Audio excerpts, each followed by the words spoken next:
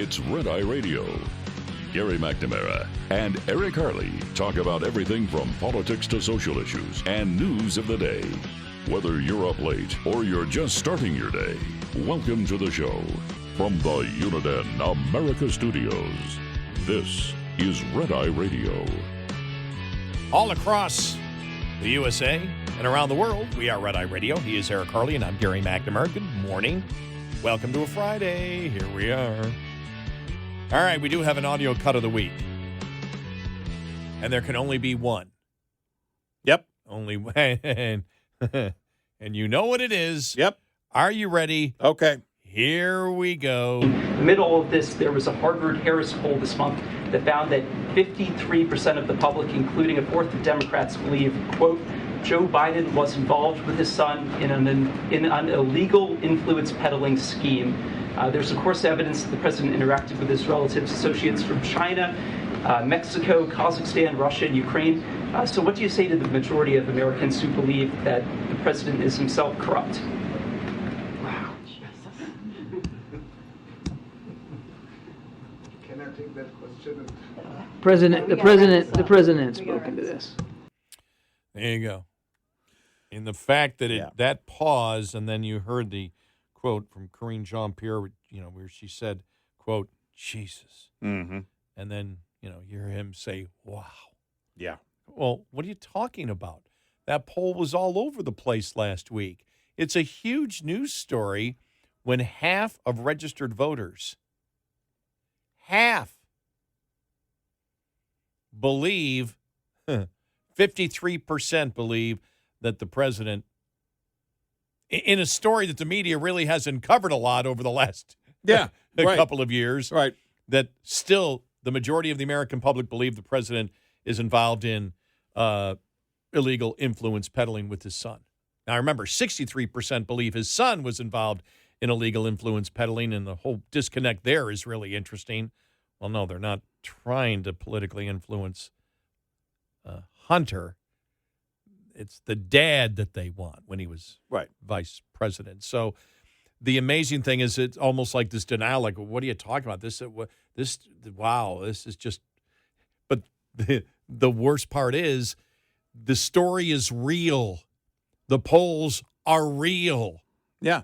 And it wasn't a conservative. They couldn't come out and say, well, that was just a conservative hack poll. It was Harvard-Harris. Yeah. Mark Penn, a Democrat, did the poll. Now, you would think that along with everything going on with the bribe document would be the biggest negative issue for the president, and then the fall happened. Yeah. And it was such a bad fall. When you saw it, it was like, whoa. It was such a bad fall. And the thing is, anybody who has elderly parents relates to it immediately. Mm-hmm. Everybody. My dad, one of the reasons he went into the hospital a couple of weeks ago for a couple of days, he's fine, because he fell and he cut himself. And when he fell, it was like, okay, they took his blood pressure and it was really low, so they brought him in. But we all know, anyone who has elderly parents, you're always concerned about, the fall and what that means and how do you prevent falls in the future. And, my dad had basically, what do they call it, visiting nurses come over. Mm-hmm. They went through the entire house and everything that he does, with his walker and his cane. Mm-hmm. They went through every single part of the house. And if he goes out to the garage, the steps, everything. Yeah. Now, my dad is a little older than Joe Biden. My dad's 97, but still. And a heck of a lot sharper than Joe Biden. No, he is. My dad is a heck of a lot sharper. If you talk to him, you are amazed that that his brain at that age functions so incredibly well. Mm-hmm. And the memory that he has. Mm-hmm. And I haven't seen him. And the other thing my father doesn't do, even at his, so you can't blame this on age, he doesn't make up stories about his life. Right. When my father tells you a story, he might misremember a couple of small details. Well, I'm not really sure what happened there. We do that. Yeah.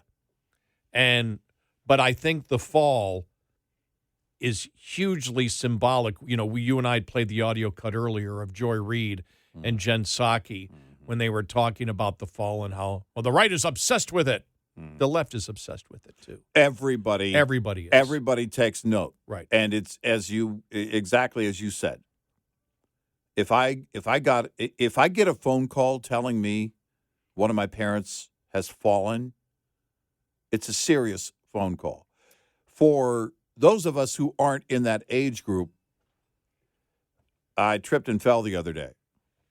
And, you know, most people in that situation, chances are you're going to be okay. If you get a phone call that your elderly parent has fallen, there's a reason you're getting that phone call. There's a reason people looked at that yesterday and cringed, because that could have been much worse than it was, and it also is indicative of where he is age-wise. And it's not, again, there was nobody on the right mocking. No, I was hoping he was okay. When it happened, I was hoping he was, because I'm looking at it going, oh my gosh. It was also maddening, because I thought to myself, if there is something going on, if there is any level of dementia there, then shame on the people who put him out there knowing that he's at risk. How many times has this happened with him? It's been a few times. And it's maddening. It is the president of the United States. I may not want him to be president, but can we not take extra measures to protect the person? And then when you get, and it was, again, the RNC documents it constantly, all the things he told, there's like, this isn't true, and you ask the question because they're so obviously not true. He, for example, he told yesterday the Air Force graduates he applied to the Naval Academy after graduating from high school, and then last year he told Naval Academy graduates he was appointed to the Naval Academy. There's no record of either of those things happening. He keeps talking about the group of nations called the Quad, and that how he formed it. It was formed before he was ever it was formed during the Trump administration. I mean, there's just so many things that he says that you wonder, is he just lying, or does he have no clue as to what's going on? And a couple of things yesterday that just made no sense at all. He would go through 3 or 4 sentences. You couldn't make hell or high water out of it. It's not something to laugh at. He's the commander-in-chief who has to have the cognitive ability to make instant decisions. And you combine that with the seriousness of that fall. Now, thank goodness he was okay.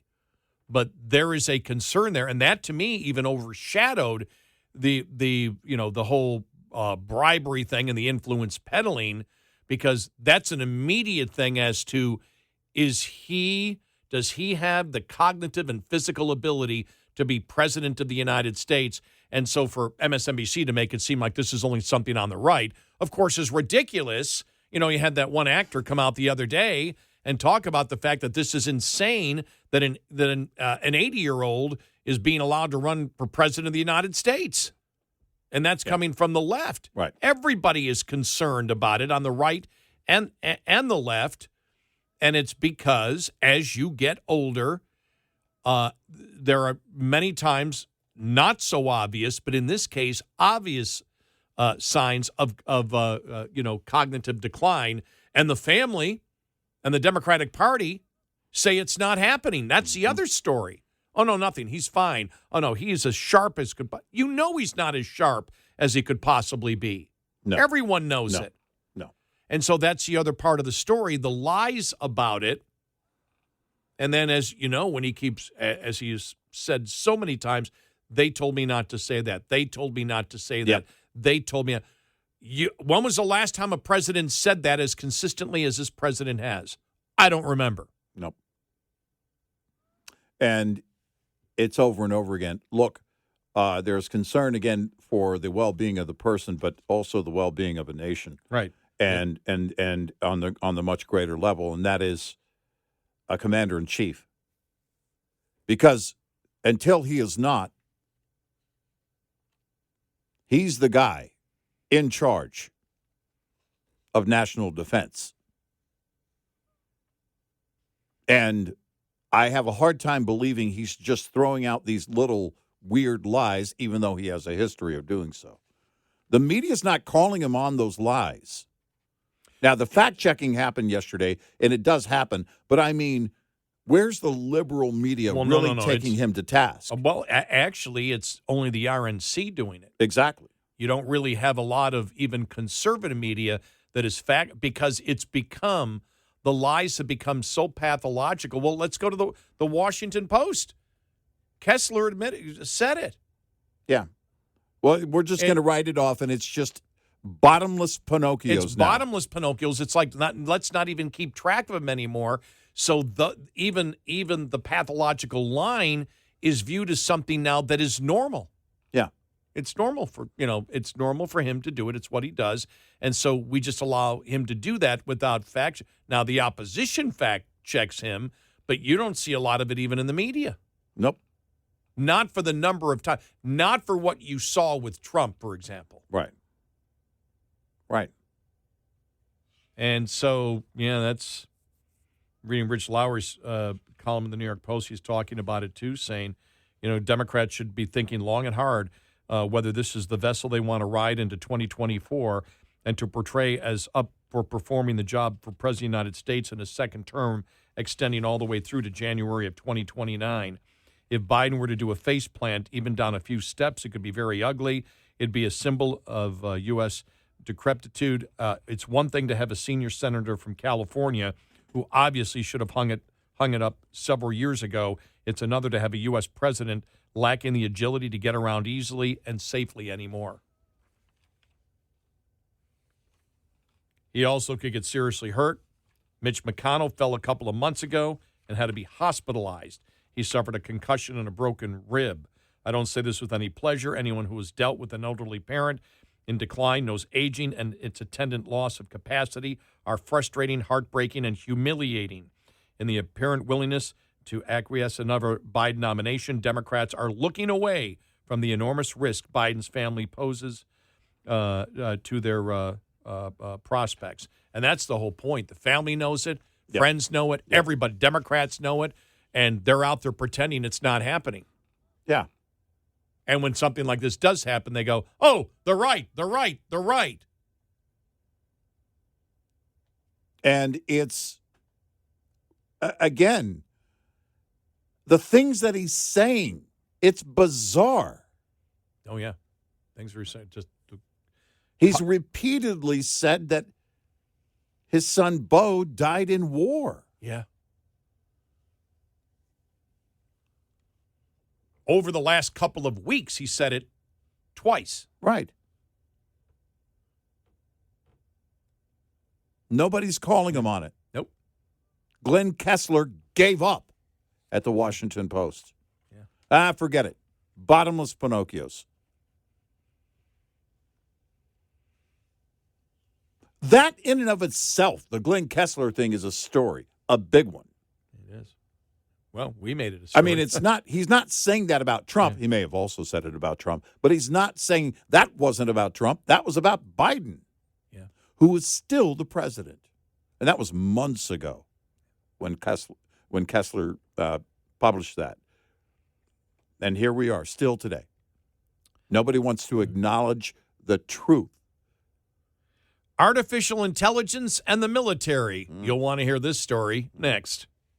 Many economists and farmers, for that matter, have been predicting and coping with a continued decline in prices for most of their products. USDA is out now with its farm price index for April, and it falls right in line with those expectations. Except for beef cattle and a couple of crops, prices in April were running well below April of 1 year ago. Corn averaging $6.70 a bushel, down 37 cents from April a year ago. Wheat at $7.31 a bushel, down $1.89. Soybeans at $14.90, 90 cents lower than April of 2020. too. Same story on the livestock side, lower prices than a year ago for hogs, broilers, eggs, and milk. On the other hand, the contraction in the beef herd had April beef cattle prices averaging $171 a hundredweight. That's $32 above a year ago. As to the prices paid by farmers for what they needed to do business, those prices actually declining from March to April by a microscopic 0.2%, still leaving those prices 1.5% above April a year ago. Gary Crawford for the U.S. Department of Agriculture. This report is made possible by Cenex Roadmaster XL Premium Diesel and Citgo Lubricants. Get in touch with Red Eye Radio, toll free at 866-90-RED-EYE.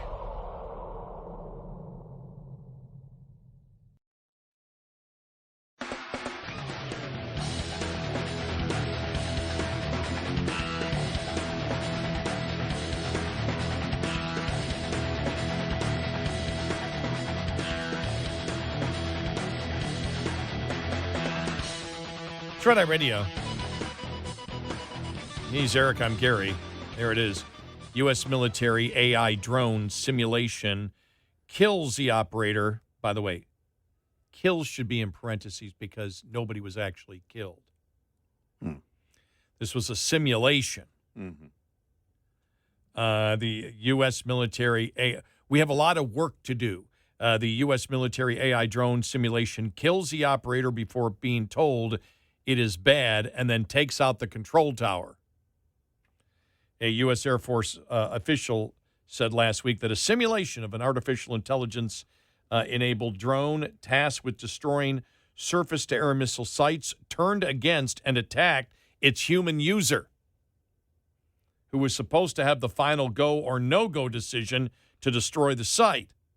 The Royal Aeronautical Society said it held its Future Combat Air and Space Capabilities Summit in London last month, which brought together about 70 speakers and more than 200 delegates from around the world representing the media and those who specialize in the armed services industry and academia. The purpose of the summit was to talk about and debate the size and shape of the future's combat air and space capabilities.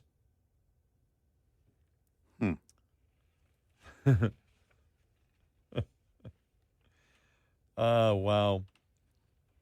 During the summit, the United States cautioned against too much reliability on AI because of its vulnerability to be tricked and deceived. He spoke about one simulation test in which an AI-enabled drone turned on its human operator that had the final decision to destroy a SAM site. The AI system learned that its mission was to destroy SAM, and it was the preferred option. But when a human issued a no-go order, the AI decided it went against the higher mission of destroying the SAM, so it attacked the operator in simulation. We were training it in simulation to identify and target a SAM threat, and then the operator would say, yes, kill that threat. The system started realizing that while they did identify the threat at times, the operator would tell it not to kill that threat, but it got its points by killing that threat. So what is it supposed to do? It killed the operator. Yeah, listen to me. Follow me if you want to live. It killed the operator because that person was keeping it from accomplishing its objective. You're keeping me from accomplishing my objective and everything else that I'm trying to fill the potholes in my neighborhood and do everything there. It's going to have to take out the operator. They also say that the system was then taught to not kill the operator because that was bad and it would lose points. So rather than kill the operator, the AI system destroyed the communications tower used by the operator to issue the no-go order. See, I didn't kill the operator. I was just taking out the tower. I brought it down. Listen to me. This is going to go so smoothly. It's going to work just fine. For Hollywood. Yeah.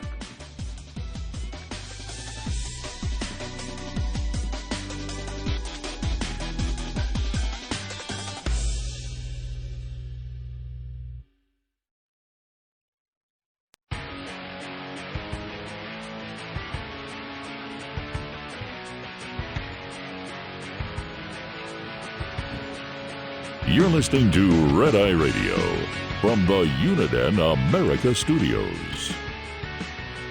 And he's Eric Harley, and I'm Gary McNamara. Good morning. Well, Rand Paul forced the Senate to take a vote on his plan. It went down to defeat. He wanted to cut total federal spending by 5% each of the next 2 years. That's according to thehill.com. You go to his actual page. Here's what he wrote. Today, Rand Paul announces his, did I say Ron before? Rand Paul announces his conservative alternative to the Biden-McCarthy debt deal. This alternative will be offered as an amendment to the so-called Fiscal Responsibility Act deal and would replace existing language with responsible reforms and necessary cuts.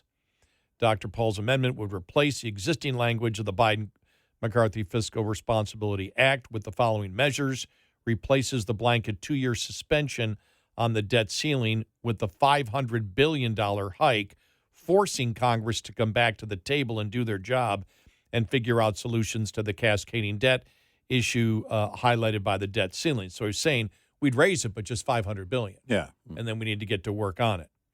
Replaces the caps on discretionary spending with caps on total spending. It's something that we have talked about, that this bill does nothing to stop the trajectory of where we're going.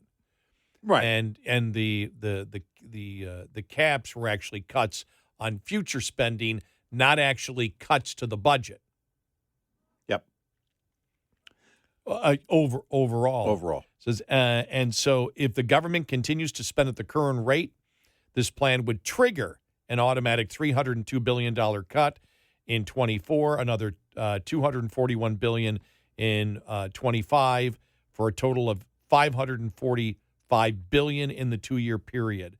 If the government adhered to these caps for 5 years, which would be 5% every year, so that means you'd be spending 25% less, right, in 5 years. If the government adhered to these caps for 5 years, by 28, the federal government would have the first balanced budget since 2001.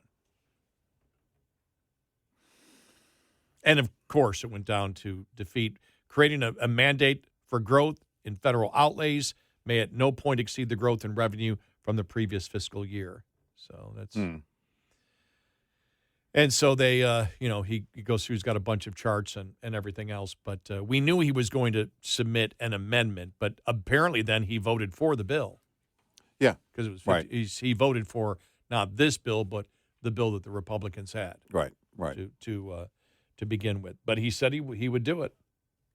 And so that's what you have. But to sit there and go 5% a year for the next 5 years, especially with what inflation has taken, you would have major cuts in government programs. Oh, yeah. No doubt. I did read one poll out there. Here it is. Americans agree with the bipartisan McCarthy-Biden debt ceiling deal. They do in this survey based on a false premise, though. Because here's how they asked the question. Surveying U.S. adults between May 25th and May 30th, the Yahoo News YouGov poll showed that Americans overwhelmingly favor the types of compromises proposed in the deal, such as a reduction in spending, while disfavoring a potential default on U.S. loans.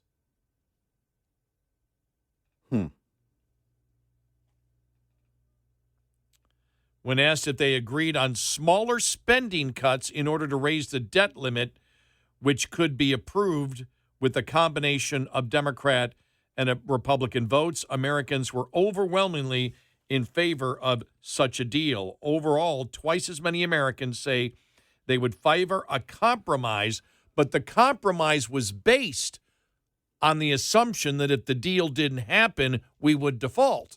That's a false assumption. Yeah. That's why I look at this and go, well, I don't get anything out of it, because you're saying that America would default on its debt, which we would not have defaulted on the You're debt. presenting a false premise. Yeah.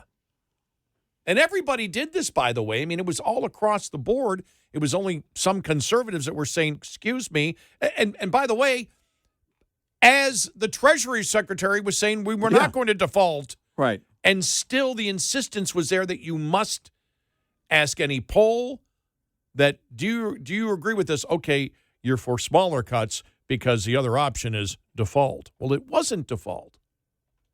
So I really can't get anything out of that poll. Now, if Americans said the smaller cuts were the only ones acceptable and that was left at that, then you could say, all right, the American public isn't serious, in that poll on actually reducing the debt. But there's nothing I can give you here because they were given an option that wasn't going to happen. So. Well, and that's it. But everything was based on that one word, default. The entire back and forth, default. Well, there was never going to be a default.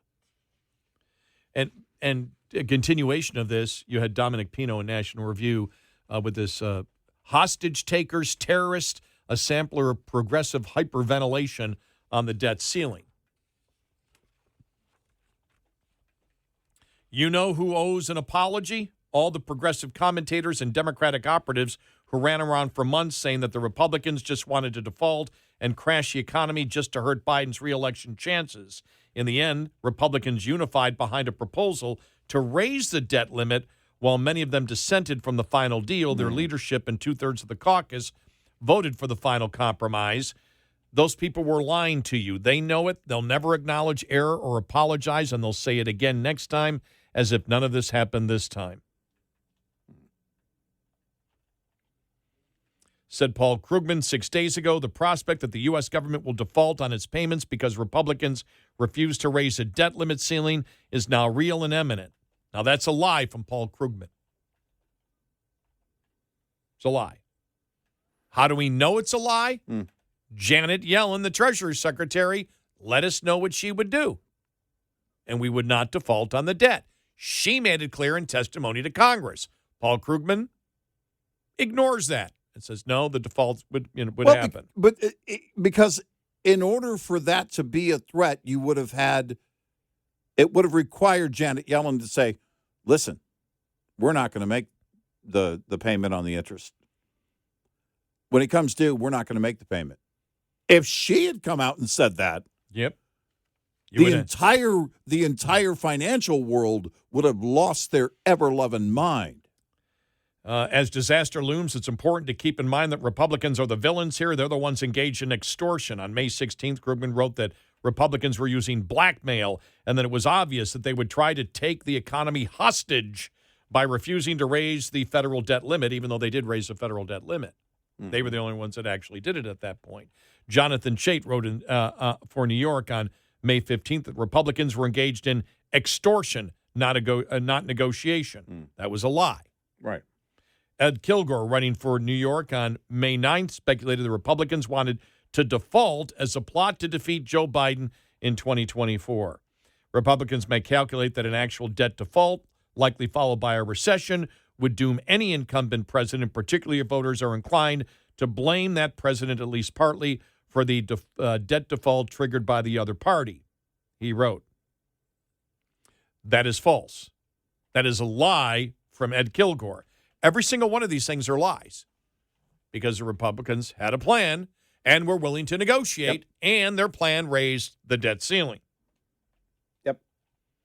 And they just go on and on and on with the lies and the hostage taking and this terrorist and everything else when none of it was going to happen. And that's part of the problem in the society that we live in is the fact that the Democrats outright lie, even when Democrats, and I'm talking about, for example, Janet Yellen, told you what the truth was. This wasn't even a debate between Republicans and Democrats. Janet Yellen, no, we're not going to default on the debt. Right. We're going to pay our interest. Right. We may have to cut, but we're not defaulting on the debt. Right. We're not going to do it. And then Democrats out there day in and day out, we're going to default on the debt. Yet the other Democrat in charge of it all said it's not going to happen. Yeah.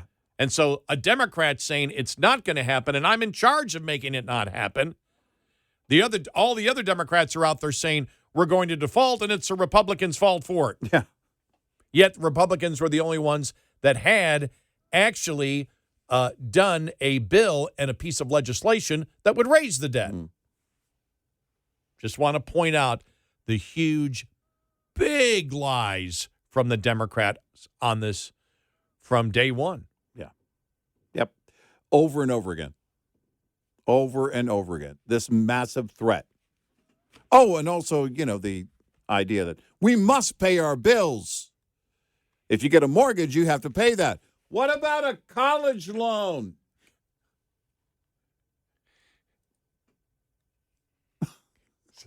Somebody has to ask him because that was Karine Jean-Pierre. What about a college loan? You got to pay your bills. You got to pay your mortgage. You got to make your car Should payment. you have to pay your college loan? Yeah. No.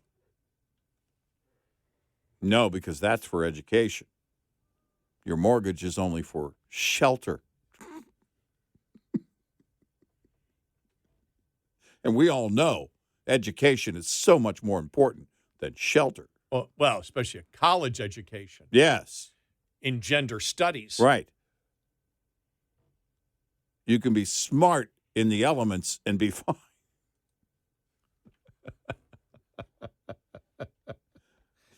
You'll be just fine. Yeah. We're so doomed. Oh, I know. It just. Happy Friday, everybody. I did like we're getting close to the end of the week here. Yeah. Babylon Bee. With last-minute debt ceiling bill, government narrowly avoids fiscal responsibility. Yeah. Oh. I love it. Oh, man. Yeah. Oh, my favorite story from them, though. In honor of Pride Month, here are the Babylon Bee's top 2 genders. and here they are. Okay. Number 1, women.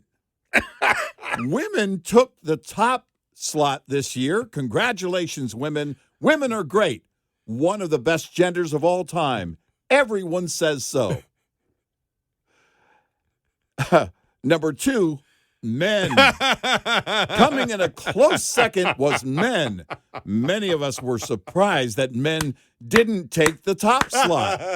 They have the distinct advantage, after all, of being able to pick what restaurant they want to go to. They are handy around the house. They also drive better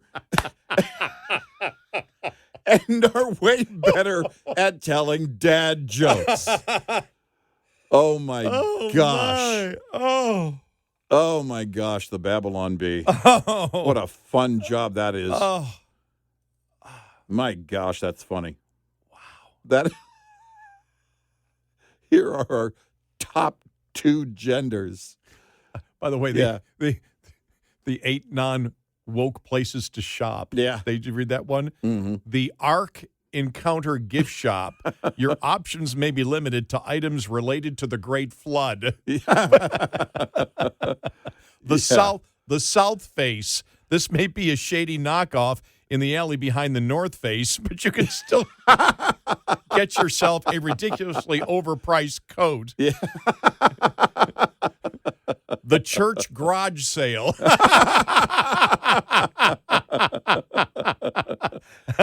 Amish farmers market. Wow. Darnell on the corner of 9th and Main. He's got a wide selection of fake Rolexes in his trench coat, perfect for Father's Day. Yeah. And finally, the planet Mars. As things get more and more woke here on Earth, interplanetary shopping may be in the future. That's great. And then That's then you know what number 8 is? ShopBabylonB.com for all their stuff. Of course. For all their stuff. Of course. 866-90 Red Eye. We'll be right back with more Red Eye Radio with Eric Harley and Gary McNamara.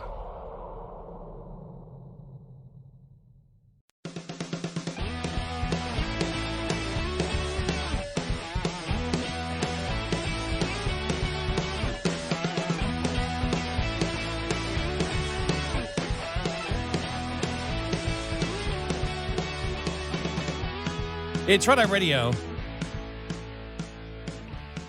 Will be fascinating to see what happens on Monday. Oh, I mean, man. really next week. I mean, it's I'm really fascinated to see what both Pence and Chris Christie do, where they feel their niche is, or whether there is no niche, Right. and they just believe that they, want to be in for whatever reason to be in. Right. And I don't know. I mean, the scuttlebutt is, again, that one of the scuttlebutts is that Christie's in just to be the one that hammers on Trump. Mm-hmm. Don't know whether that's going to happen. But if he is going to be that person, you'll know that from day one.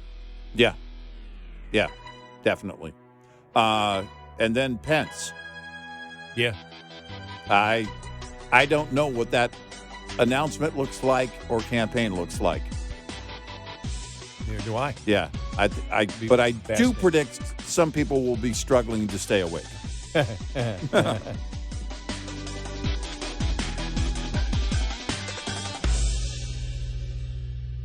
This is Red Eye Radio on Westwood One.